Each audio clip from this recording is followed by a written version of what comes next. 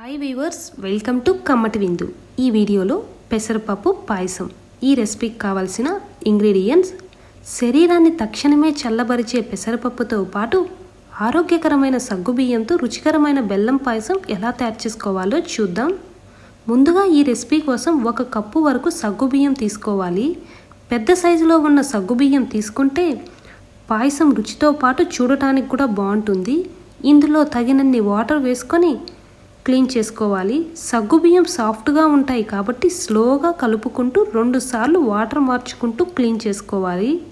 Clean చేసి పెట్టుకున్న సగ్గుబియ్యం మునిగేలాగా వాటర్ వేసుకొని 2 గంటల పాటు మూత పెట్టుకొని నానబెట్టుకోవాలి. మరొక బౌల్లో 1 కప్పు వరకు పెసరపప్పు తీసుకోవాలి. సగ్గుబియ్యం పెసరపప్పు 2 ఈక్వల్గా తీసుకోవాలి. పెసరపప్పులో తగినన్ని వాటర్ వేసుకొని గట్టిగా కలుపుకుంటూ 2 సార్లు వాటర్ మార్చుకుంటూ క్లీన్ చేసుకోవాలి. అప్పుడే ఇందులో ఉన్న పెస్టిసైడ్స్ అన్ని వాటర్తో పాటు వెళ్ళిపోతాయి. క్లీన్ చేసి పెట్టుకున్న పెసరపప్పు మునిగేలాగా వాటర్ వేసుకొని మూత పెట్టి 2 గంటల పాటు నానబెట్టుకోవాలి. 2 గంటల తర్వాత మూత తీసి పెసరపప్పులో ఉన్న వాటర్ పారబోయాలి, లేకుంటే పాయసం స్మెల్ వస్తుందండి.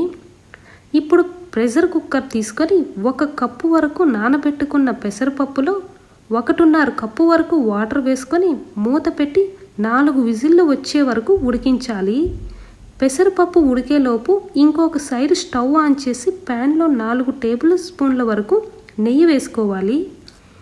నెయ్యి కాస్త వేడైన తర్వాత స్టవ్ని లో ఫ్లేమ్లో ఉంచుకొని ఇందులో 5 నుండి 6 వరకు కాజు, అలాగే 6 నుండి 7 వరకు బాదం, అలాగే కొంచెం ఎండు ద్రాక్ష కూడా వేసుకోవాలి. ఇక్కడ బ్లాక్ కలర్లో ఉండే ఎండు ద్రాక్ష వేసానండి. బ్రౌన్ కలర్లో ఉండే ఎండు ద్రాక్షన వాడుకోవచ్చు. ఇవన్నీ గోల్డెన్ కలర్ వరకు వేయించుకొని ఒక ప్లేట్లో పెట్టి పక్కన పెట్టుకోవాలి. ముందుగా నానబెట్టుకున్న సగ్గుబియ్యం ఈ ప్యాన్లో వేసుకొని 1/2 కప్పు వరకు వాటర్ వేసుకొని గరిటతో కలుపుకుంటూ స్టవ్ని లో ఫ్లేమ్లో పెట్టుకొని ఉడికించుకోవాలి. ఇవి ఉడికేలోపు 4 విజిల్ల పాటు ఉడికించి పెట్టుకున్న పెసరపప్పును మూత తీసి గరిటతో పెసరపప్పు మొత్తం నలగొట్టుకోవాలండి. ఆల్రెడీ 2 గంటల పాటు నానబెట్టుకున్నాం కాబట్టి తొందరగానే పెసరపప్పు నలుగుతుంది. ఇలా స్మూత్ పేస్టుగా తయారు చేసుకున్న తర్వాత ముందుగా స్టవ్ని లో ఫ్లేమ్లో పెట్టుకుని ఉడికించుకుంటున్న సగ్గుబియ్యం ఇలా గట్టిపడిన వెంటనే ఇందులో నలగొట్టుకున్న పెసరపప్పు వేసుకోవాలి. పెసరపప్పు నలగొట్టిన వెంటనే సగ్గుబియ్యంలో వేసుకోవాలి, లేకుంటే గట్టిగా అయిపోతుంది పెసరపప్పు.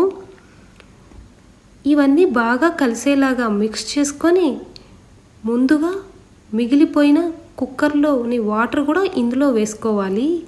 ఇవన్నీ బాగా కలుపుకుంటూ 10 నిమిషాల పాటు హై ఫ్లేమ్లో ఉంచుకొని ఉడికించుకోవాలండి. సగ్గుబియ్యం పెసరపప్పు పేస్ట్ అంతా కలిసేలాగా ఉడికించుకున్న తర్వాత 1.5 కప్పు వరకు బెల్లం వేసుకోవాలి. పెసరపప్పు సగ్గుబియ్యం ఏ కప్పుతో తీసుకున్నామో సేమ్ అదే కప్పుతో 1.5 కప్పు వరకు బెల్లం వేసుకొని ఇది బెల్లం పూర్తిగా కరిగిపోయిన తర్వాత 1/2 టేబుల్ స్పూన్ వరకు ఎలాచీ పౌడర్ కూడా వేసుకోవాలి. ఈ పౌడర్ వల్ల మంచి స్మెల్ వస్తుందండి. ఇందులోనే 3/4 కప్పు వరకు కాచి చల్లార్చి పెట్టుకున్న పాలు వేసిన వెంటనే స్టవ్ ఆఫ్ చేసి ఇవన్నీ బాగా మిక్స్ అయ్యేలాగా కలుపుకోవాలి. ఇందులోనే ముందుగా వేయించి పెట్టుకున్న డ్రై ఫ్రూట్స్ కూడా వేసుకొని మరొకసారి మిక్స్ చేసుకోవాలి. ఇందులోనే 4 టేబుల్ స్పూన్ల వరకు నెయ్యి వేసుకొని సర్వ్ చేసుకుంటే చాలా రుచిగా ఉంటుందండి. తప్పకుండా ట్రై చేయండి. అలాగే ఎలా వచ్చిందో కామెంట్ సెక్షన్లో తెలియచేయండి. అలాగే ఫస్ట్ టైం నా ఛానల్ని చూస్తున్నట్లయితే సబ్స్క్రైబ్ చేసుకోండి. Thanks for watching.